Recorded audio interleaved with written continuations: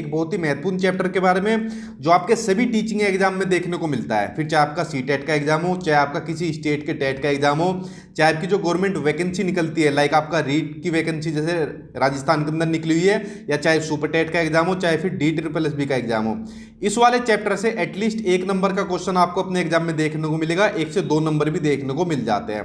तो बहुत ही महत्वपूर्ण चैप्टर है, वेरी वेरी इंपॉर्टेंट लगा लेना इस वाले चैप्टर के आगे। चैप्टर का नाम है आपका अभिप्रेरणा, जिसको इंग्लिश में बोलते हैं मोटिवेशन। बहुत लोग कहते रहते हैं आपको भाई मोटिवेट करेंगे हम आपको मोटिवेशन देंगे ताकि आपको ऐसे जॉब मिले। आखिरकार है क्या ये मोटिवेशन, इसके बारे में आप थोड़े डिटेल में बात करेंगे ताकि आप अपने नंबर पक्के कर सको। और देखिए लगभग देखने को मिलता है आपका कोई एग्जाम ऐसा नहीं बचता है, जितने भी एग्जाम होते हैं जिसके अंदर कभी ना क्वेश्चन पूछा गया, वरना जरूर क्वेश्चन देखने को मिलता है आपके सभी एग्जाम के अंदर। चलिए बात करते हैं इस चैप्टर के बारे में डिटेल में। साथ ही आप लोग चैनल को सब्सक्राइब कर लेना, क्योंकि जितने भी महत्वपूर्ण चैप्टर हैं उनको मैं यूट्यूब के माध्यम से अपने कंप्लीट करा रहा हूं, इसलिए आप लोग मेरे चैनल को सब्सक्राइब कर लेना। वीडियो को लाइक एंड शेयर तो बिना कहे आप लोग कर ही देते हो। चलिए पहले बात कर लेते हैं मोटिवेशन की, अभिप्रेरणा की। कभी कभी इसके बारे में भी सीधा ही क्वेश्चन आ जाता है, आखिरकार ये है क्या, देखते हैं। अभिप्रेरणा एक ऐसी आंतरिक शक्ति या फिर बल या फिर जोश या जुनून होता है जो व्यक्ति को लक्ष्य की ओर ले जाता है या उसकी ओर अग्रसर करता है। जैसे कि मान लीजिए पेपर पास करने के लिए बच्चे जो शक्ति लगाते हैं, भाई आप लोग पेपर की तैयारी कर रहे हो, जो भी आप पेपर की तैयारी कर रहे हो बेसिकली आपका सबका एक ही मकसद है, जॉब लेना, इसी के लिए तो तैयारी कर रहे हो। तो जो मोटिवेशन होती है, जो अभिप्रेरणा होती है, ये एक ऐसी हमें शक्ति देती है, एक ऐसा बल देती है, या हमारे अंदर ऐसा जुनून या जोश क्रिएट करती है जो हमको हमारे लक्ष्य की ओर ले जाती है। ठीक है, तो मोटिवेशन होना बहुत ही जरूरी है आपको अपने लक्ष्य तक पहुंचने के लिए। इसलिए कहते हैं हमेशा मोटिवेट रहिए, डिमोटिवेट कभी मत रहिए, हमेशा मोटिवेट रहिए। ठीक है, और दूसरों को भी मोटिवेट करिए। तो ये समझ गए आप मोटिवेशन के बारे में, सीधी इसके डेफिनेशन कई बार एग्जाम के अंदर ही आई हुई है। दूसरा, मोटिवेशन शब्द लैटिन भाषा मोवियर और मोटम से बना हुआ है। अब देखो ये एग्जाम क्वेश्चन भी कई एग्जाम में पूछा गया है, जैसा आपके DSSB का एग्जाम हुआ, चाहे आपकी यूपीटेट के एग्जाम हुए, इन तरीके के एग्जाम में या रीट के एग्जाम में ऐसे क्वेश्चन पूछे जाते हैं। तो इसको ध्यान से रख लेना, जो मोटिवेशन शब्द की उत्पत्ति हुई है ये लैटिन भाषा से हुई है, और ये किससे मिलकर बना है, मोवियर और मोटम से मिलकर बना है। ये दोनों, कभी मोवियर पूछा जाता है, मोटम भी देखने को मिल जाता है, लेकिन कभी एक साथ देखने को नहीं मिलेंगे, इसलिए इन शब्दों को याद कर लेना अच्छे तरीके से। अब बात करते हैं जो मोटिवेशन होती है, अभिप्रेरणा होती है, वो 2 प्रकार की होती है। इसके ऊपर लगाओ वेरी वेरी इंपॉर्टेंट, यहां से क्वेश्चन बनता है आपका 1 नंबर का, कोई ना कोई एक देखने को मिल जाती है। एक होती है इंटरनल मोटिवेशन, आंतरिक अभिप्रेरणा, दूसरी होती है एक्सटर्नल मोटिवेशन या बाह्य अभिप्रेरणा। अब इसके बारे में पढ़ते हैं थोड़ा सा डिटेल में, बहुत ही आसान है, एक ही बारे में आप लोग इसको समझ जाओगे। देखिए पहले पढ़ते हैं इंटरनल मोटिवेशन। जैसे इसके नाम से पता चल रहा है कि जब कोई व्यक्ति किसी काम को करने के लिए आंतरिक रूप से अभिप्रेरित होता है तो वह आंतरिक अभिप्रेरणा कहलाती है। जैसे अगर कोई अपनी मर्जी से टीचर बनना चाहता है, या अपनी मर्जी से कोई भी XYZ या कोई भी गवर्नमेंट जॉब लेना चाहता है, तो वह आंतरिक रूप से अभिप्रेरित होगा। क्यों? उसको पता है यार एक बार अगर मान लीजिए हम टीचर बन गए या एक बार हमारी जॉब लग गई तो अच्छी खासी हमको क्या देखने को मिलेगी, सैलरी देखने को मिलेगी, और हमारी समाज के अंदर भी प्रतिष्ठा देखने को मिलेगी, हमारा नाम भी होगा। तो ये सब क्या होता है, आदमी फिर आंतरिक रूप से अभिप्रेरित होता है। उसको फिर मतलब नहीं है चाहे आप उसको कुछ रिवॉर्ड दो, पनिशमेंट दो, उसको पुरस्कार दो, उससे मतलब नहीं रहेगा। उसको सीधा जॉब लेनी है और अपना एक अच्छी खासी सैलरी और समाज में अपना नाम कमाना है। तो ऐसी अभिप्रेरणा जिसमें आदमी आंतरिक रूप से अभिप्रेरित होता है वो होती है आपकी इंटरनल मोटिवेशन। जैसे आप लोग जो वीडियो देख रहे हो, बहुत से बच्चे ऐसे होंगे जो आंतरिक रूप से अभिप्रेरित होंगे, ना कि बाह्य रूप से, जो कि आप लोग दूसरी पढ़ोगे। आप देखो दूसरी एक्सटर्नल मोटिवेशन, इसमें कोई व्यक्ति किसी काम को करने के लिए बाह्य रूप से या फिर दूसरों के द्वारा अभिप्रेरित होता है। उसमें आदमी खुद अंदर से मोटिवेट होता है, इसमें दूसरों के द्वारा होता है।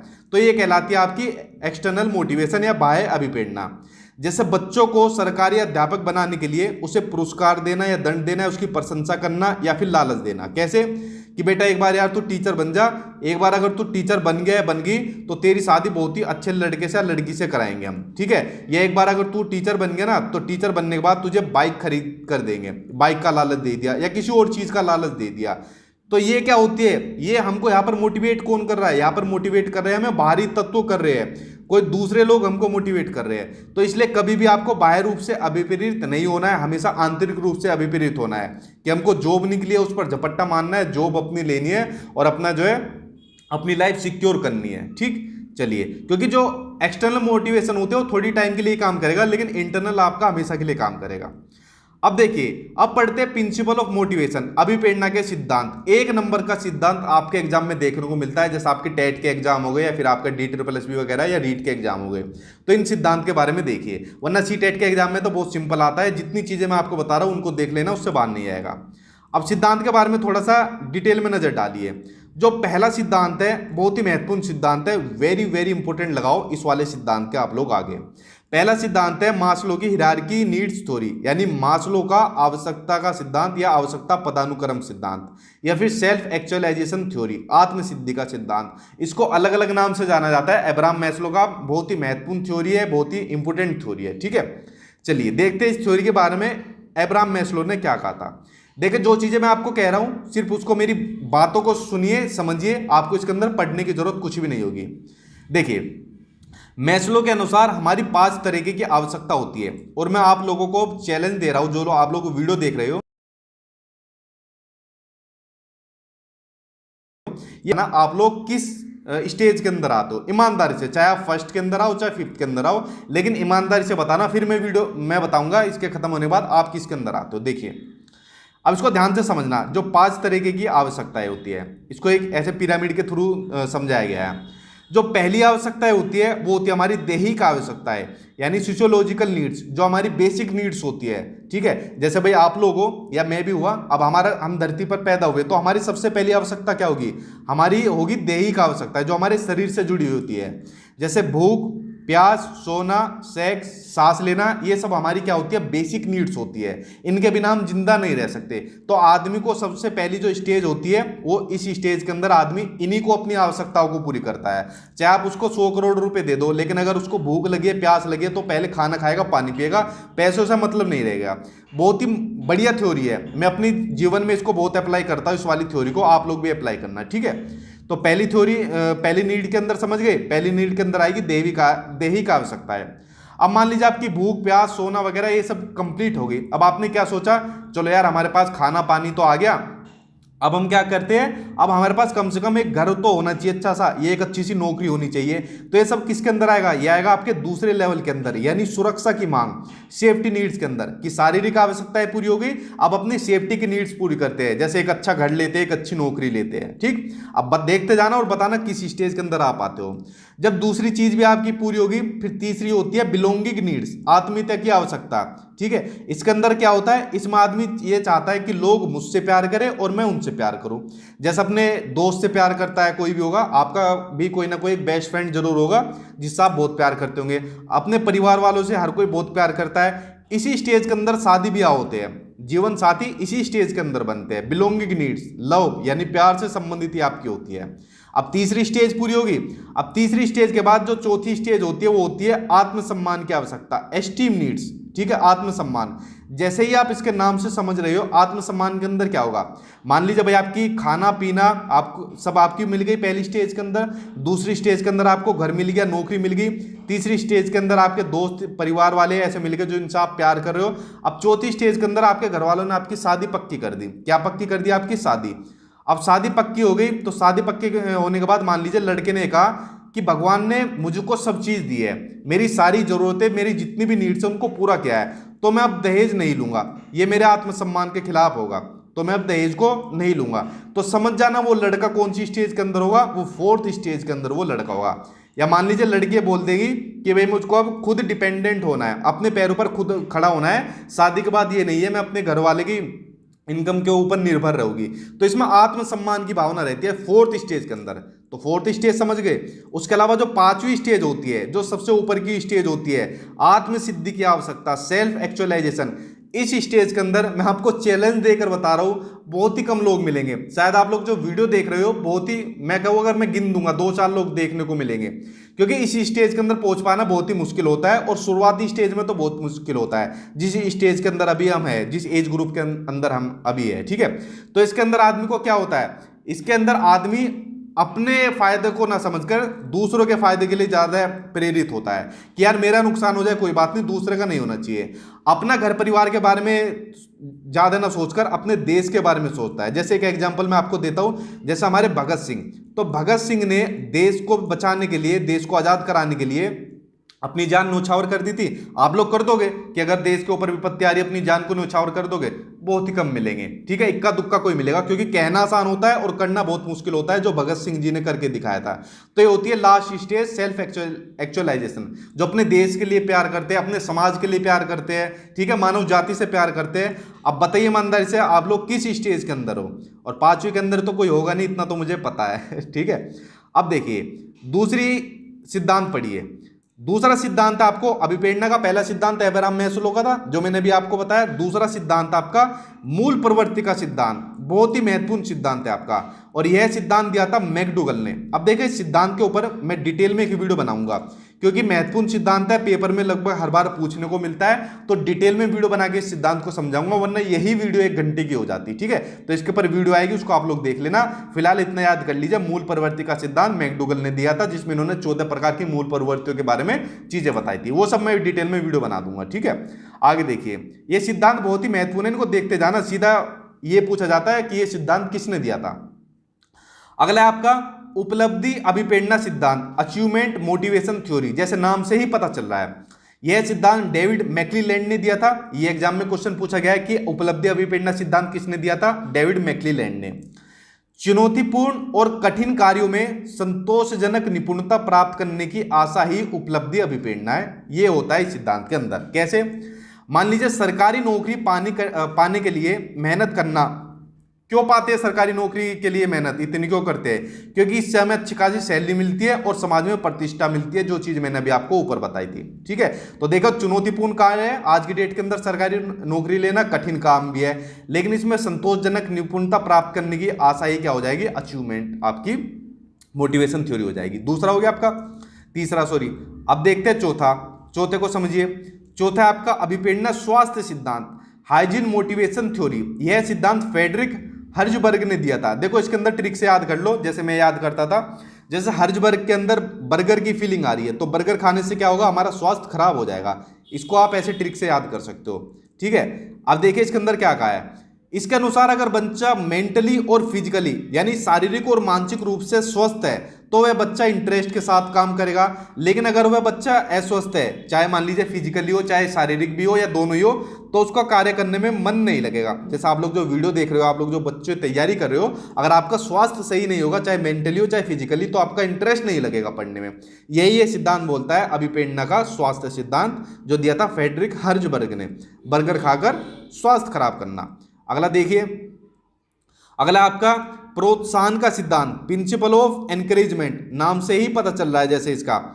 इस सिद्धांत के प्रतिपादक बाउल्स और कॉफमैन है। इसको आप ऐसे याद कर सकते हो, जब हमारे घर के अंदर कोई आता है तो हम उसको कॉफी बाउल्स के अंदर देते हैं, उसको कॉफी बाउल्स के अंदर देकर उसको प्रोत्साहित करते हैं, उसको एनकरेज करते हैं कि इसको कॉफी को बाउल्स के अंदर पियो। ऐसे ट्रिक से याद करते हो। और देखो आप लोगों के लिए बहुत ही महत्वपूर्ण चीज बता रहा हूं, जब तक आप चीजों को ऐसे रिलेट नहीं करोगे, ऐसे ट्रिक नहीं बनाओगे खुद की, आप लोग एग्जाम पास तो कर जाओगे लेकिन बहुत ही डिफिकल्ट रहेगा। जब मैं तैयारी करता था जॉब की, तो मैंने इतनी सारी ट्रिकें बनाई हुई थी, हर चीज को किसी ना किसी से रिलेट किया हुआ था। जैसे मान लीजिए आपके घर में कोई भी आया और आपने उसको कॉफी दूध दिया, आपको छुट्टे एकदम ध्यान में आएगा कि बाउल्स के अंदर कॉफी, यार ये तो सर ने बताया था प्रिंसिपल ऑफ एनकरेजमेंट, जो बाउल्स और कॉफमैन ने दिया था, जो अभिप्रेरणा वाले चैप्टर में पढ़ाया था। तो आप इस चीज को कभी नहीं भूलोगे, ये चीज आपको करनी पड़ेगी। मैं आपको पर्सनली सलाह दे रहा हूं, क्योंकि ये चीजें मैंने भी की है। इस सिद्धांत के अनुसार व्यक्ति किसी बाहरी उद्दीपक से प्रेरित होकर काम करता है। यहां पर जो आपको मोटिवेट करेगा वो कोई बाहरी उद्दीपक करेगा, ठीक है, वो कोई दूसरा एनकरेज करेगा आपको मोटिवेट के लिए, जैसा बहुत से लोग करते हैं, मैं भी करता रहता हूं। आपको मैं तो खैर कम करता हूं लेकिन करता रहता हूं। अगला देखिए, क्षेत्रीय सिद्धांत यानी रीजनल थ्योरी। यह सिद्धांत कुर्ट लेविन ने दिया था। अब देखो इस सिद्धांत के अंदर ट्रिक क्या लगेगी? क्षेत्रीय सिद्धांत, कभी अपने क्षेत्र में आओ तुमको कूट देंगे, कूट मतलब कूट दोगे, हमारे क्षेत्र में आओ तुमको कूट दोगे। ट्रिक बन गई है, ऐसी ट्रिक बना दी है हमको, ठीक है, ताकि इनके सिद्धांत के और इनके प्रतिपादकों के नाम आपको याद हो जाए। उसके बाद इसके अंदर देखते क्या है, व्यक्ति का व्यवहार उन सभी कारकों या फैक्टर्स द्वारा प्रभावित होता है जो उसके क्षेत्र के वातावरण में उपस्थित होते हैं। जैसे कि आप लोग भाई तैयारी कर रहे हो, किसके लिए? जॉब के लिए तैयारी कर रहे हो। अब आपके पास पड़ोस में रिश्तेदार में बहुत से ऐसे लोग होंगे जो आपको बहुत ताना मारते होंगे, टोंट कसते होंगे, यार पूरे टाइम घर में पड़ा रहता है, या इतना टाइम हो गया तुझको अभी तक जॉब ही नहीं मिली, देख फलाने के लड़के को मिल गई, तो फलानी लड़की जॉब कर रही है। तो ये क्या होते हैं, ये वो सभी कारक होते हैं जो आपको प्रभावित करते हैं। आपको जब टोन पड़ेगी आप लोग खुद भगकर चलोगे। इसलिए मैं कभी आप लोगों को इतना मोटिवेशनल वाली वीडियो नहीं बनाता, इतना मोटिवेट नहीं करता। मैं हमेशा एक ही बात कहता हूं, अगर आपको मोटिवेट होना है बस अपने घर की हालत आप लोग देख लीजिए कि मेरा घर कैसे है। मैं अपना इकलौता बंदा अगर मैंने जॉब ले ली, मैं पूरे घर को संभाल दूंगा, पूरी अपनी फैमिली की लाइफ चेंज कर दूंगा। मैं हमेशा इसी बात को कहता हूं और यही सबसे बड़ा मोटिवेशन मुझको लगता है जो मैं आपको बताता हूं। ठीक, तो अभिप्रेरणा के सिद्धांत हो गए। अब बात करते हैं अभिप्रेरणा चक्र के बारे बात करते हैं, मोटिवेशन साइकिल के बारे में बात करते हैं। इसके ऊपर लगाओ वेरी वेरी इंपॉर्टेंट, क्योंकि यहां से भी एग्जाम में आपके लिए क्वेश्चन आते हैं। देखिए अब इसको ध्यान से समझना, जो चीजें मैं बता रहा हूं सिर्फ समझते जाना। मैं इसलिए आपको कोई किताबी चीज नहीं बताता, ना ही जो मैंने अपने नोट्स बनाए उसमें कोई किताब की चीज वैसे डालता हूं। सब मेरा खुद का ही होता है ताकि बच्चे आसान से आसान भाषा में समझ जाए। अब जो चीज मैं बोल रहा हूं उसको समझते जाना, ये थ्योरी आपको पक्की हो जाएगी अभिप्रेरणा चक्र वाली। देखिए इसमें 3 टाइप के क्वेश्चन बनते हैं। पहला क्वेश्चन तो ये आता है, ज्यादातर जो क्वेश्चन में पूछा गया है कि जो अभिप्रेरणा चक्र है, मोटिवेशन साइकिल है, उसका पहला स्टेप क्या है। तो पहला स्टेप है उसका नीड। पहला क्वेश्चन तो ये बन गया। दूसरा क्वेश्चन ये बनता है, जो एग्जामिनर होता है इन 6 की 6 जो नीड्स होती है, इन 6 के 6 की नीड्स कह रहा हूं, अभिप्रेरणा चक्र के जो 6 के 6 स्टेप होते हैं, इनको अरेंज करने में देता है कि क्रम में लगाओ, सही क्रम में लगाओ। जैसे नीड के बाद वो अचीवमेंट दे देगा या फिर अचीवमेंट से पहले आपको क्या दे देगा, ये वाला दे देगा। तो आपको एक अरेंज ऑर्डर में लगाना है। तो आप लोग समझ गए, आपको इनको 6 के 6 को स्टेप बाय स्टेप ही याद करना है। अब देखो मैं आपको एक एग्जाम्पल दे रहा हूं, इस एग्जाम्पल को लेने के बाद आपकी ये मोटिवेशन साइकिल खत्म हो जाएगी यहीं पर। देखिए कोई भी काम को करने के लिए, मान लीजिए आप मोटिवेट हो रहे हो कि भाई आपको जॉब लेनी है, उसके लिए आपको मोटिवेट होना है, तो किसी भी काम को करने के लिए जो सबसे पहली चीज होती है, तो सबसे पहली चीज होती है आवश्यकता, यानी नीड। ये सबसे पहली चीज होती है। मान लीजिए आपको सबसे पहली चीज आवश्यकता के अंदर भोजन की नीड है। आप लोग मान लीजिए सोकर उठे हो या फिर 2-3 दिन हो गए आपने खाना नहीं खाया, तो आपको सबसे पहले किसकी चीज होगी, किसकी नीड होगी, भोजन की नीड होगी। भोजन की नीड के बाद दूसरा पॉइंट आता है ड्राइव, अंतर्निहित या प्रबल प्रेरणा इसको बोल देते हैं। तो ड्राइव क्या होता है, ड्राइव हमारे लक्ष्य की ओर हमको ले जाते हैं। जो ड्राइव होता है, अंतर्निहित होता है, ये हमारे लक्ष्य की ओर हमको ले जाने में मदद करता है। अब हमको भूख लगी, अंदर से फीलिंग आएगी चलो यार कुछ खाते हैं। उसके बाद तीसरा आता है आपका स्टिमुलस या फिर अराउजल, यानी कि उद्वेलन या उत्तेजना। ये क्या होती है, ये होता है जिसके लिए आप जो आपकी ड्राइव होती है, जिसके लिए आपको टारगेट कर रही है, आपको लक्ष्य की ओर ले जा रही है। तो भोजन, आपको भूख लगी, भोजन की आपको जरूरत है, ठीक है, तो या मान लीजिए यहाँ पर आपको मिल गया ये खाना, क्योंकि अगर आपको भूख लगेगी, भोजन की जरूरत है, तो खाना मिलकर ही आप संतुष्ट हो पाओगे। ठीक, तो तीसरा आप लोग समझ गए कि आपको भोजन की जरूरत पड़ी, उसके बाद जो ड्राइव होती है वो आपको लक्ष्य की ओर ले जाती है। उसके बाद उद्वेलन में आपको किसकी जरूरत है, खाने की, ताकि आपकी भूख को शांत किया जा सके। यहां तक समझे। उसके बाद चौथा होता है लक्ष्य निर्दिष्ट व्यवहार, यानी गोल डायरेक्टेड बिहेवियर। अब आपको खाने का पता चल गया, खाने से आपकी भूख मिटेगी, तो खाने के प्रति लगाव हो जाएगा, क्योंकि भूख को खाना ही मिटाएगा, तो खाने के प्रति लगाव हो जाएगा और मन उसकी तरफ भागने लगेगा। तो ये हो जाएगा लक्ष्य निर्दिष्ट व्यवहार। इसको समझ गए। अब उसके बाद जब आपको यहाँ पर खाना मिल जाएगा, मान लीजिए आपको यहाँ पर मिल गई रोटी सब्जी मिल गई आपको, ठीक है, आपको खाना मिल गया, रोटी सब्जी मिल गया आपको, तो आपको उपलब्धि मिल गई, आपको अचीवमेंट मिल गया जिसके लिए आप मेहनत हो रही थी सारी।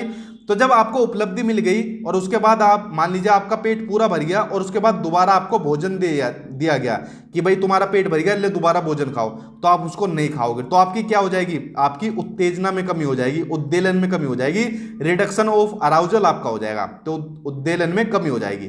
तो देखिए ये होती है मोटिवेशन साइकिल, जो मैंने आपको एग्जाम्पल से समझाई थी। सबसे पहली चीज होती है नीड, यानी आवश्यकता, भोजन की आवश्यकता हुई, आवश्यकता होने के बाद जो ड्राइव होती है वो लक्ष्य की ओर ले जाती है, उद्वेलन होता है जिसके लिए मेहनत चल रही है यानी खाना, फिर उसके अंदर होता है गोल डायरेक्टेड बिहेवियर यानी लक्ष्य निर्दिष्ट व्यवहार, यानी जो व्यवहार होता है, जो बिहेवियर होता है वो गोल की तरफ डायरेक्टेड रहता है। उसके बाद उपलब्धि जो भी आपको मिल जाए, मान लीजिए आपको जॉब मिल गई, रोटी सब्जी मिल